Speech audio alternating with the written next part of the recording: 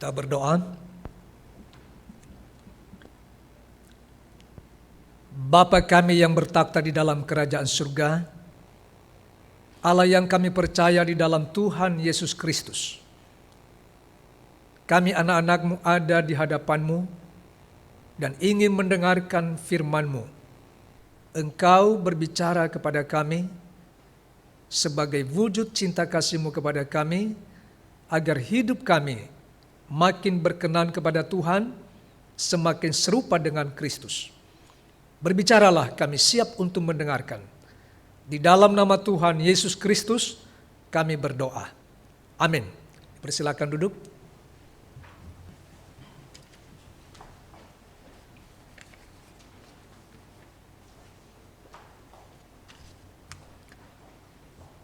Bapak, Ibu, dan saudara-saudara sekalian, baik di gereja maupun yang ada di rumah, saya menyapa kita semua. Salam.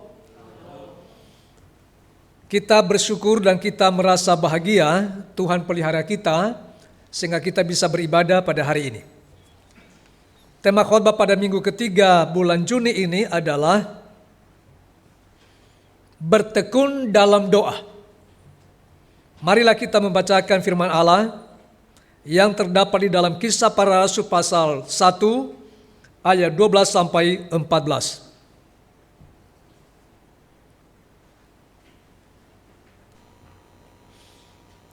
Kisah Para Rasul pasal 1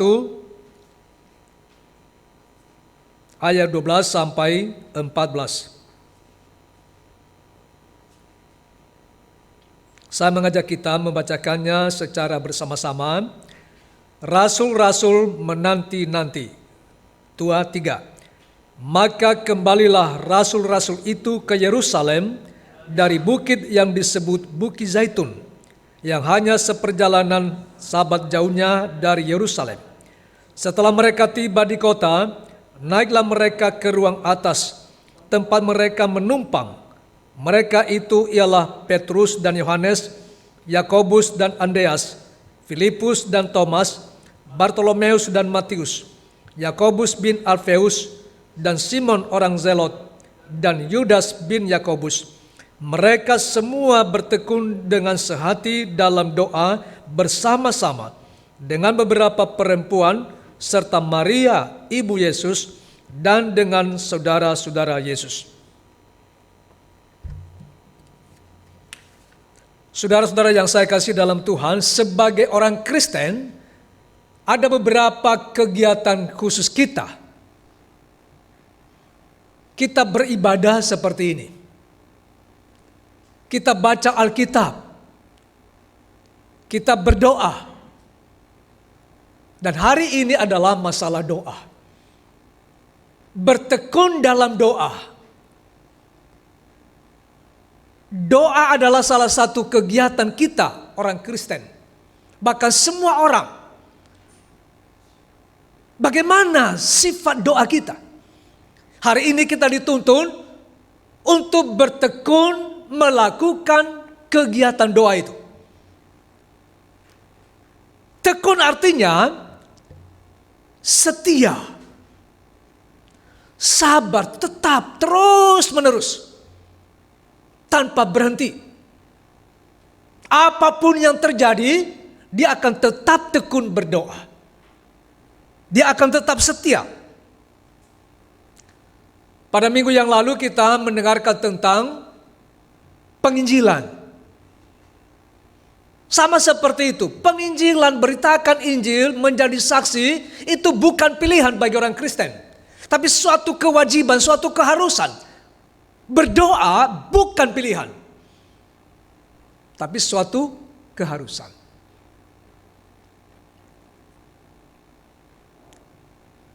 Bagaimana kehidupan doa kita?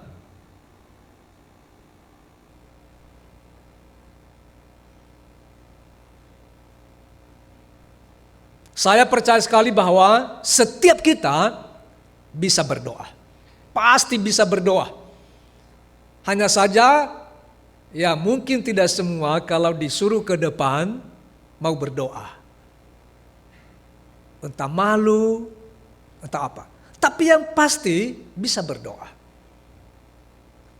Tapi masalahnya, apakah setiap kita bertekun dalam doa? Mungkin ada di antara kita justru tidak tekun, tidak setia, tidak terus-menerus berdoa. Tentu bermacam-macam alasan. Ya.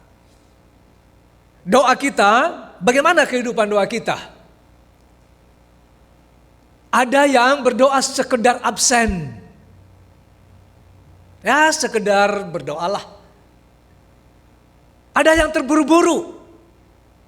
Ada yang terpaksa berdoa. Ada yang setengah hati. Ada yang sekali-sekali, ya. Artinya kalau ingat. Atau juga ada yang selang-seling, Senin Kamis. Hari ini doa 2 jam. Besok tidak ada lagi. Minggu depan baru. Ya. Atau juga tidak selesai berdoa. Berdoa tapi karena malas, karena ngantuk atau apa, besok paginya baru amin.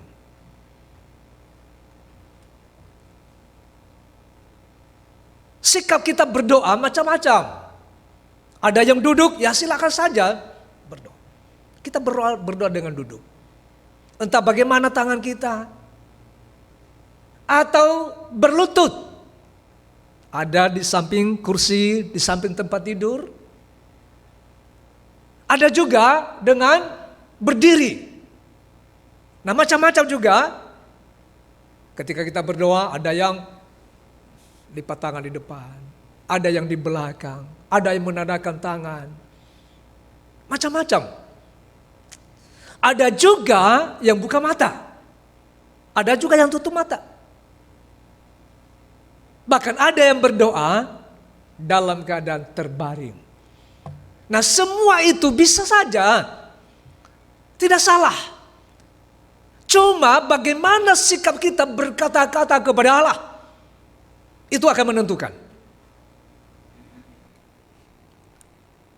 Sejauh mana kita memahami makna doa itu. Sebegitu pentingnya doa. Maka itu akan mempengaruhi bagaimana kita berdoa. Martin Luther mengatakan, doa adalah nafas kehidupan orang Kristen. Hidup kita. Apakah kita bisa memilih bernafas atau tidak? Bukan pilihan. Nafas kita, kehidupan kita. Kita tidak bisa pilih, saya bernafas selama 2 jam. Nanti 3 jam berikutnya nggak bisa bernafas. Nggak bisa. Itu sudah otomatis. Itu sudah kehidupan kita, sudah natur itu. Thompson mengatakan, doa adalah ibadah. Menyangkut seluruh sikap kita bagaimana ketika kita berelasi dengan Allah kita. Ibadah kita. Pada waktu kita beribadah atau kebaktian di gereja, kita memiliki sikap yang benar. Mulai dari pakaian penampilan kita, ketika kita duduk, itu adalah doa. Ibadah kita. Kendall mengatakan, ibadahlah kunci. Kunci untuk membuka semua berkat-berkat dari Allah. Doa adalah merupakan kunci kita buka untuk mendapatkan berkat-berkat daripada Tuhan. Doa adalah hak dan kewajiban. Sejak kita percaya kepada Tuhan, sejak kita diterima sebagai anak-anak Allah, salah satu hak yang Tuhan berikan kepada kita adalah doa. Sehingga Allah menerima kita ketika kita mengatakan, ya Bapa, itu hak kita. Tapi sekaligus itu adalah kewajiban kita. Doa adalah relasi. Percakapan kita, relasi kita dengan Bapa. Kita sebagai orang Kristen sangat berbahagia. Tuhan harus mengajarkan kepada kita, jika kamu berdoa, berdoalah demikian. Bapa kami yang di surga. Itu dimulai dengan relasi. Bahwa kita adalah anak Bapa. Dia menerima kita sebagai anak, relasi. Nah, kita sebagai anak kepada orang tua kita di rumah. Atau sebaliknya, coba dibayangkan. Bagaimana kalau di antara anggota keluarga tidak ada satu relasi. Tidak ada pembicaraan dalam satu hari.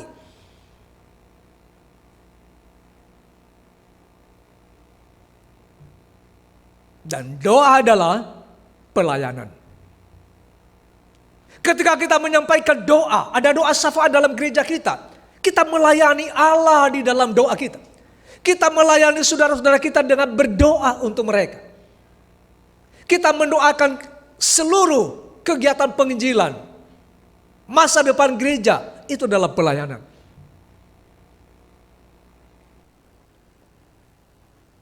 Tuhan Yesus bukan hanya mengajarkan kepada kita tentang doa.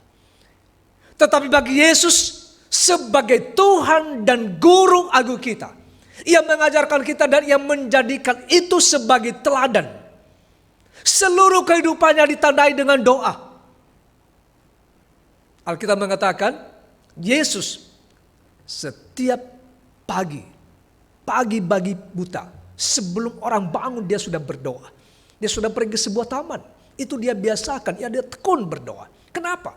Itulah kehidupannya, itulah pelayanan.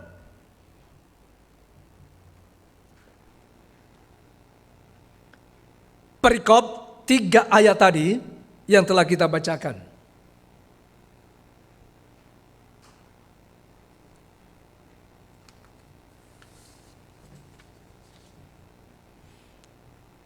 Bagaimana ini terjadi? Kita melihat dikatakan di ayat 14,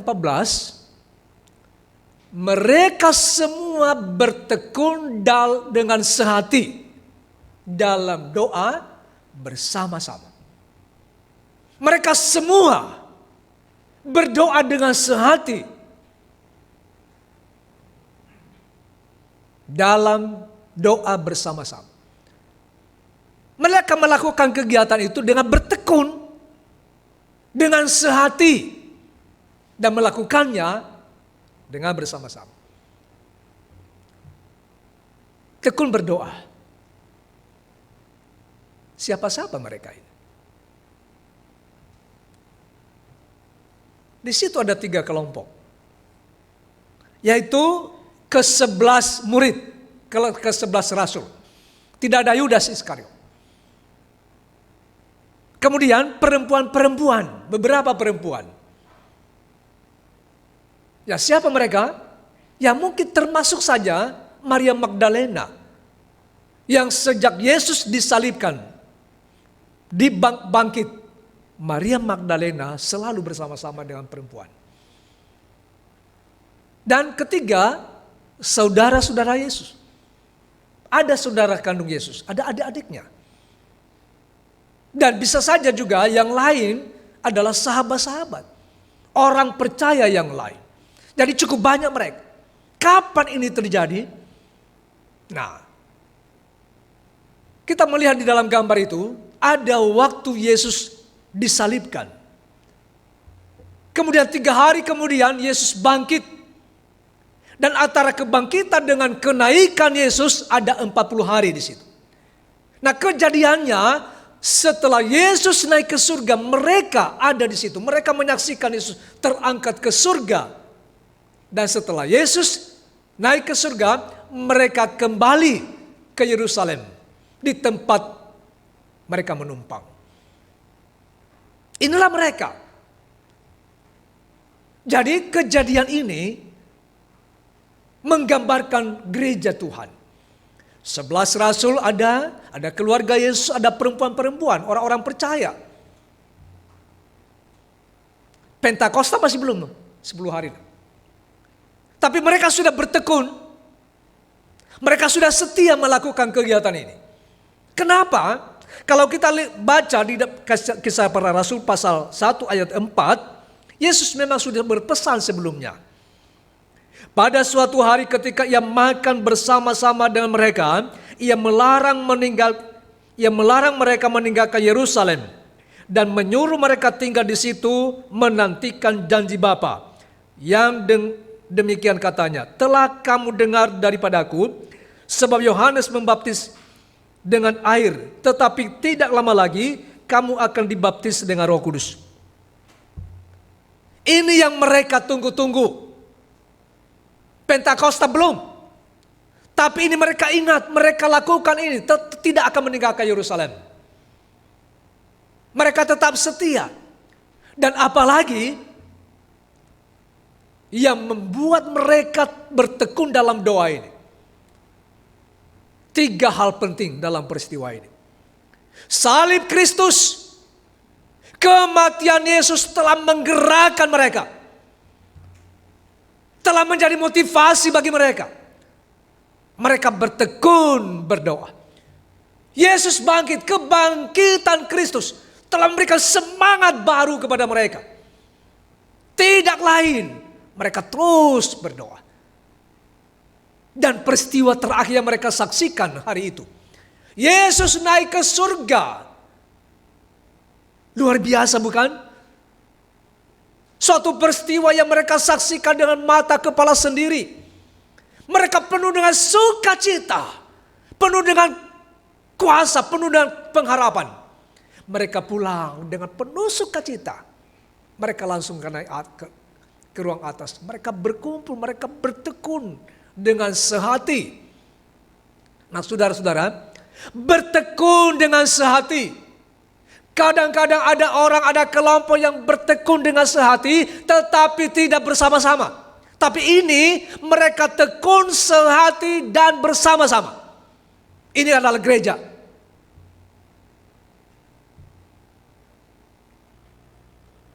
Bertekun dalam doa.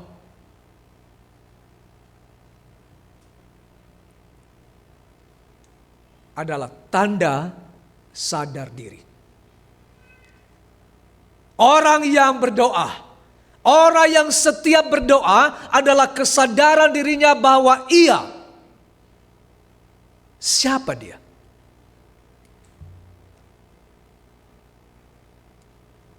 Kita ini siapa? Kita ini adalah ciptaan. Kita ini adalah ciptaan. Kita diciptakan dari debu. Jadi nggak ada kekuatan kita. Kita ini sehebat apapun, kita tetap terbatas dan lemah. Siapapun yang secara lahiriah hebat, tapi dia tetap hanya ciptaan. Dia tetap terbatas dan lemah. Sebagai ciptaan yang lemah, dia butuh pertolongan. Itulah sebabnya kita berseru kepada Allah. Karena kita butuh pertolongan yang maha kuasa. Kita butuh belas kasihan.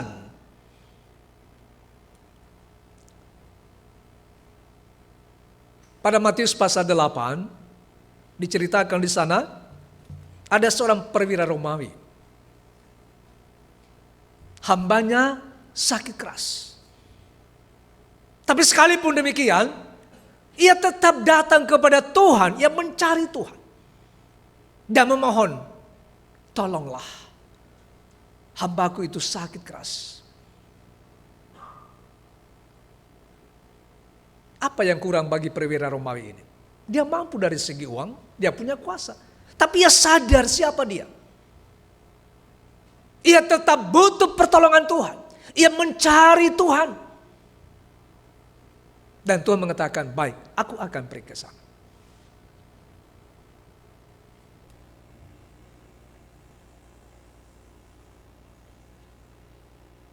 Bertekun dalam doa yang kedua adalah tanda kebergantungan.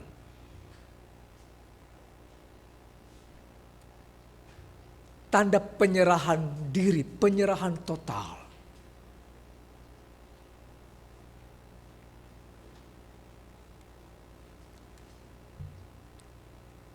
Di Lukas pasal 18 Diceritakan di sana ada seorang janda.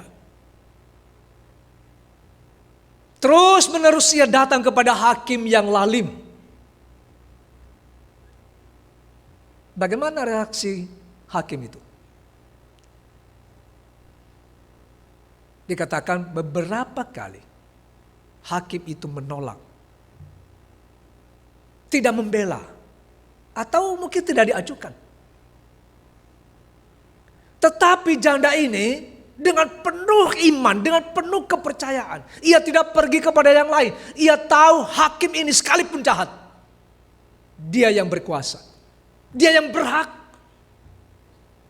memberikan pembelaan kepada saya. Nah, ini adalah berdoa dengan tekun. Berdoa dengan bergantung.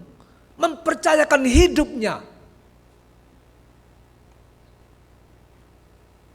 Dan ayat 4 dikatakan di situ, beberapa waktu lamanya hakim itu menolak. Tapi akhirnya karena janda ini terus menerus datang, karena dia tekun datang, karena dia sabar. Bagaimana akhirnya? Hakim itu berpikir, kalau aku terus menolak, tapi janda ini terus datang, wah tidak, saya akan membenarkan dia, saya akan membela haknya. Pada akhir perikop itu Tuhan Yesus mengatakan kepada murid-murid, aku berkata kepadamu, Allah Bapa di surga, Bapamu akan membenarkan orang-orang yang terus menerus siang malam berseru datang kepadanya dan membenarkan mereka. Dan janda ini pulang dengan orang yang dibenarkan. Bukan masalahnya hakim itu jahat, tapi karena janda ini tekun berdoa, tekun datang, akhirnya ia dibenarkan. Apalagi Bapa kita di surga, pasti orang-orang yang bertekun dalam doa, Bapa akan peduli, Bapa akan mendengar, Bapa akan mengabulkan permohonan-permohonan mereka. Maka hari ini bertekunlah dalam doa.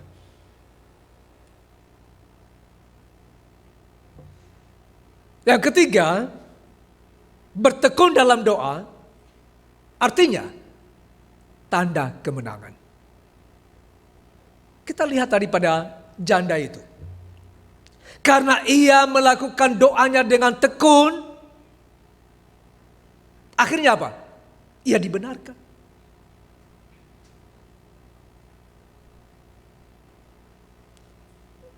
Bertekun dalam doa itu adalah kemenangan. Maksud saya begini, ketika kita berdoa, hari ini tidak langsung terjawab.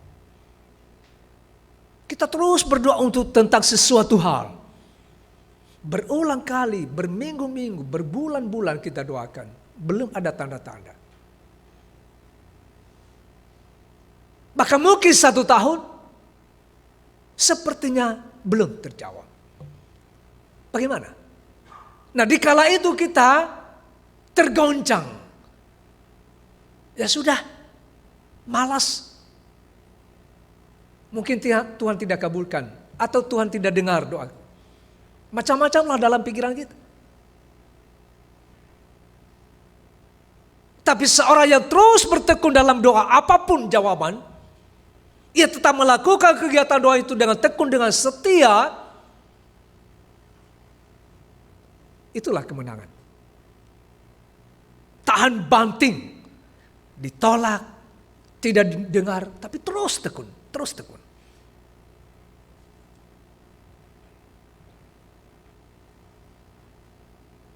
Bertekun dalam doa, tanda kemenangan yang kedua adalah tanda kemenangan itulah imannya, menunjukkan imannya. Ia tidak beralih kepada yang lain, tetap setia kepada Yesus Kristus. Tetap dalam nama Yesus ia datang kepada Allah. Dan terus berulang-ulang dia menyampaikan doa itu. Berulang.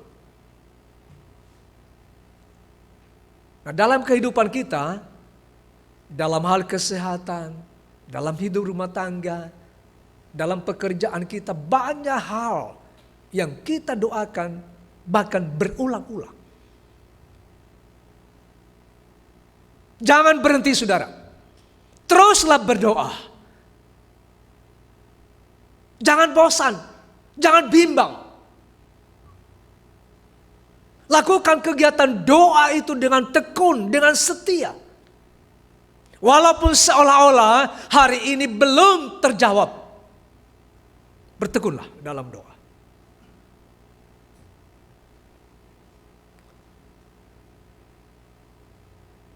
Bertekun dalam doa adalah tanda kemenangan. Karena akan menerima apa yang didoakan. Seperti janda tadi. Alkitab sendiri juga tidak memberitahukan berapa lama janda ini terus datang kepada hakim. Tapi yang jelas pada ayat 1 itu Yesus mengatakan bahwa ia memberikan cerita itu untuk menegaskan kepada murid-muridnya bahwa mereka harus berdoa. Harus selalu berdoa. Tidak boleh jemu-jemu. Tidak boleh berhenti. Pada ayat 1 itu mengajarkan kepada kita bahwa doa itu adalah keharusan.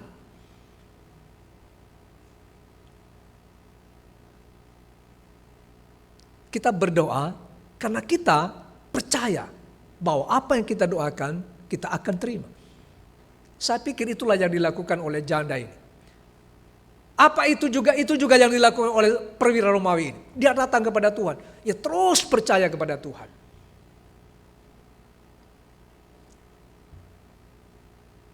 Monica, ibu Agustinus, tokoh gereja.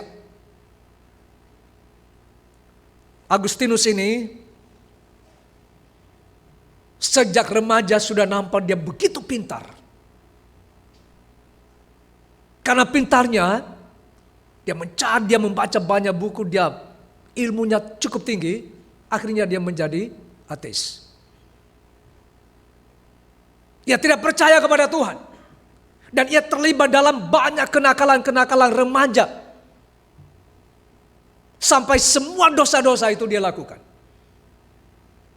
Monica begitu hampir putus asa.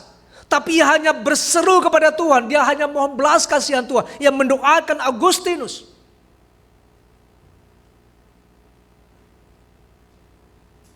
Agustinus akhirnya dia pergi ke Roma untuk mencari ilmu. Berlatih retorik. Berlatih ilmu berkhotbah. Ceramah-ceramah. Hebat, luar biasa. Dia menjadi mahaguru di sana. Dan di sana dia bertemu dengan Ambrosius. Ketika Monica mendengar itu, dia menyusul Agustinus ke sana. Dia terus berdoa. Singkat cerita, Agustinus akhirnya bertobat. Salah satu peran penting dia bertobat selain anugerah daripada Allah adalah doa Monica. Berapa tahun Monica berdoa untuk Agustinus supaya bertobat? Tidak sedikit. Sekitar 17 tahun. Untuk seorang Agustinus, untuk seorang anak, 17 tahun Monica berdoa untuk anaknya. Dia bertekun berdoa. Banyak air mata sudah dicurahkan. Akhirnya tidak sia-sia. Inilah kemenangan Monica. Dia telah memenangkan Agustinus. Dan Agustinus menjadi bapak gereja. Salah seorang tokoh gereja. Dia menjadi pemimpin gereja selama 34 tahun. Luar biasa bukan? Banyak pikiran-pikirannya diikuti oleh tokoh gereja berikutnya. Termasuk Martin Luther, termasuk Calvin. Dan banyak gereja-gereja hari ini memegang teguh pikiran-pikiran doktrin daripada Agustinus. Boleh dikatakan dalam kekristenan dia adalah salah seorang tokoh. Tapi dia menjadi begitu hebat adalah berkat ketekunan doa ibunya.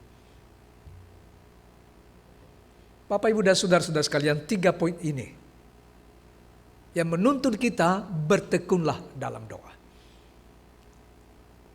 Tanda pertama, tanda sadar diri. Kedua, bertekun dalam doa adalah tanda kebergantungan. Dan ketiga, tanda kemenangan. Maka hari ini apa yang kita dapat ambil? Yang pertama, mari kita syukuri atas status baru kita sebagai anak-anak Allah. Tuhan telah memberikan kita hak dan istimewa yang istimewa. Berdoalah, berdoalah, berdoalah, bukalah pintu. Bangunlah relasi dengan Bapa kita. Itulah hak, itulah ibadah kita, itulah pelayanan kita. Itulah nafas kehidupan kita. Kedua, teruslah bertekun dalam doa. Terus. Mungkin banyak hal yang kita doakan. Termasuk gereja kita ini. Banyak hal yang kita doakan. Paling tidak yang sering-sering kita dengar. Gedung gereja ini bukan gedung gereja kita yang tetap. Kita mempunyai idaman, cita-cita untuk memiliki tempat ibadah tetap. Teruslah berdoa, bertekunlah berdoa. Setelah kita mendapatkan tanah misalnya, belum lagi. Kita perlu berdoa, bertekun berdoa untuk mendapatkan izin. Kita berdoa lagi untuk pembangunan gedung gereja, dana yang kita butuhkan. Kalau sudah masalah pembangunan gedung gereja, itu bukan hanya ratusan juta. Kita bicara soal M itu.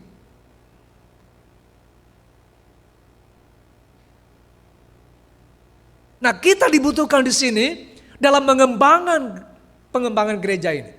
Jemaat GKY Bengkulu bertekun berdoa untuk cita-cita kita ini. Supaya semua bersama-sama, sehati. Seperti ayat 14 tadi. Mereka sehati berdoa bersama-sama.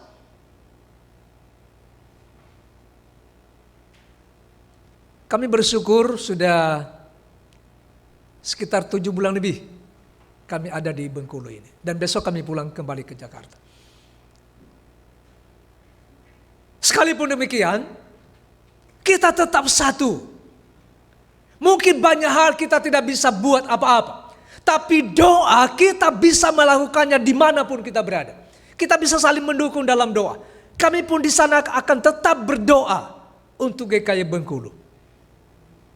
Dan kami harapkan juga saudara-saudara di sini mendoakan kami.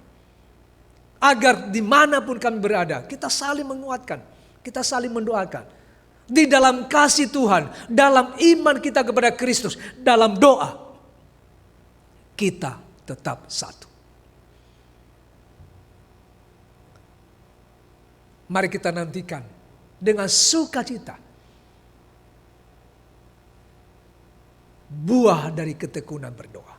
Apa yang kita doakan, apa yang kita sampaikan kepada Allah, suatu saat Tuhan akan kabulkan. Amin. Bertekunlah dalam doa, baik secara pribadi, bersama keluarga, dan bersama dengan jemaat. Doa kita tidak pernah sia-sia. Doa kita menjadi kekuatan, sukacita, dan pengharapan kita. Amin. Mari kita berdoa.